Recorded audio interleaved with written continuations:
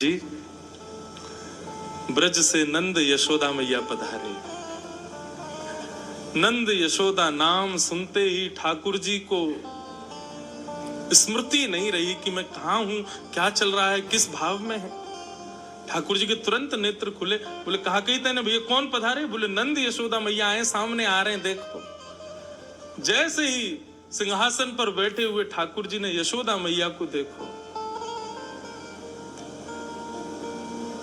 ठाकुर जी कूदे नहीं, इतने देहाभिमान शून्य हो गए, देह की सुध नहीं हुई कि ठाकुर जी वहीं मानो जैसे मूर्छा अवस्था में गिर पड़े हों। संभाला सैनिकों ने जाकर के। बोले मुझको लेके चल, मेरी यशोदा मैया आ रही है, जल्दी लेके चल, विलंब मत करे। ठाकुर जी को लेकर के आए। यशोदा मैया की नेत्रों की ज्योति अभी उतनी है नहीं, रो रो करके कृष्ण के स्मरण में यशोदा मैया की नेत्रों की ज्योति चली गई है। ठाकुर जी गए, जाकर के अपने सबसे प्रथम तो मुकुट को यशोदा मैया के चरणन में पधराया, और जैसे ही यशोदा मैया के मधुर चरणार बिंदों को अपने हृदय से लगाए, ठाकुर जी छोड़े नहीं। समस्त पटरानियां खड़ी हैं, बड़े बड़े ऋषि महापुरुष खड़े हैं, सूर्य ग्रहण का काल है, सब यहां अर्चना वंदन कर रहे हैं, बड़े बड़े ब्राह्मण तप में बैठे हैं, जप में बैठे हैं, और यहां एक अलग ही दर्शन हो रहा है। द्वारिकाधीश श्री यशोदा मैया के चरणों से लिपट करके करुण क्रंदन कर रहे हैं। यशोदा मैया ने नीचे झुक करके लाला को उठायो, हृदय से लगायो, कभी लाला के नेत्रन को स्पर्श करें, कभी कान को स्पर्श करें, कभी नासिका को स्पर्श करें, मुख को स्पर्श करें, और स्पर्श करके मैया कह रही लाला तू तो बड़ो ही ना भयो, तू तो बिल्कुल नेक्सो सोई है। जैसे स्पर्श को भाव, जैसे स्पर्श को सुख तेरो बाल्यकाल में, लाला तेरो अभी भी वैसो ही है। इतना रोए द्वारिकाधीश। यशोदा मैया ने जो वस्त्र धारण किए थे सब गीले हो गए ठाकुर जी के अश्रुओं से। महामंत्री सेनापति सब विचार कर रहे हैं, आसन लगाओ, सिंहासन लगाओ। ठाकुर जी बोले दूर करो सबको, मैया तू जल्दी बैठ भूमि पर। यशोदा मैया बैठ गई, और जैसे कोई 1-1.5 वर्ष, 2 वर्ष, 3 वर्ष को बालक गोद में लिपट करके, गोद में लेट करके और मैया के वक्ष से लिपट जाए, ऐसे द्वारिकाधीश राजाधिराज सामने नाती खड़ा है, सामने ठाकुर जी के परपोते खड़े हैं, सामने ठाकुर जी के पुत्र खड़े हैं, और ऐसी स्थिति में श्री यशोदा मैया के हृदय से लिपट करके ठाकुर जी उनके वक्ष को टटोल रहे। मैया से कह रहे मैया मुंह को अपना दूध पिवाए दे। यशोदा मैया से लिपट गए और बार बार कह रहे मैया मुंह को क्षमा कर दे, मैं तुमको वचन दे के गयो लेकिन नहीं आयो, मैया मुंह को क्षमा कर दे। यशोदा मैया और ठाकुर जी के इस मधुर मिलन को देखकर के द्वारिका के लोग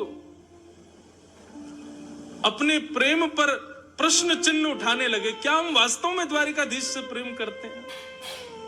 ये कैसा प्रेम इन ब्रजवासियों का? नंद बाबा यशोदा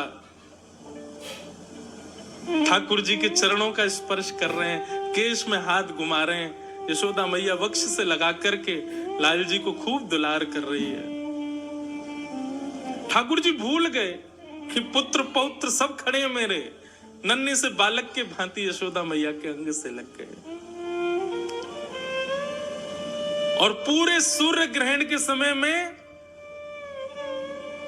यही अनुष्ठान चला, प्रेम का अनुष्ठान, ब्रज द्वारिका मिलन के प्रेम का अनुष्ठान।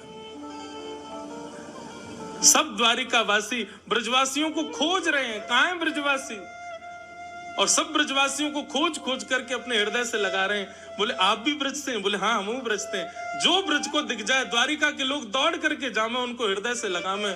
सब ब्रज द्वारिका मिलन महोत्सव कर रहे हैं।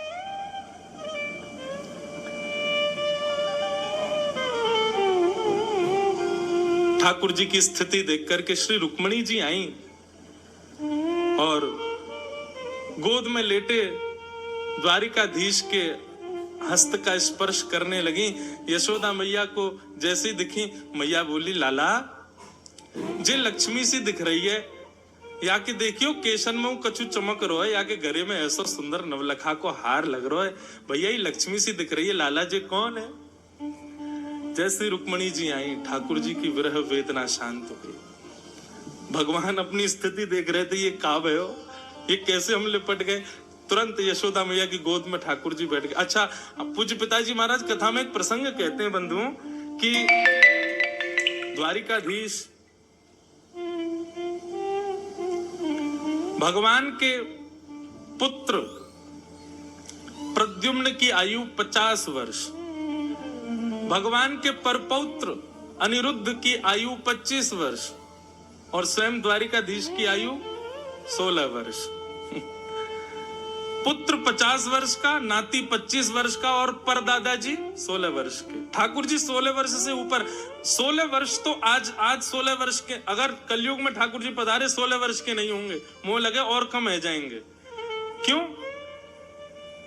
जिस अवस्था में विकार आने उत्पन्न हो जाते हैं, ठाकुर जी उस अवस्था से ऊपर नहीं जाते। विकार आने मतलब जहां पर वोकल कॉर्ड बदलना शुरू हो जाए, दाढ़ी मूंछ आनी शुरू हो जाए, आप थोड़े बड़े बड़े से लगने लग जाओ, ये समझ जाओ कि अब ये विकार अवस्था है। ठाकुर जी उस अवस्था में कभी नहीं आते। ठाकुर जी सदा सहज अवस्था में रहते हैं, बाल अवस्था में रहते हैं। तो ठाकुर जी यशोदा मैया गोद में ही बैठे हैं और मैया से कह रहे, मैया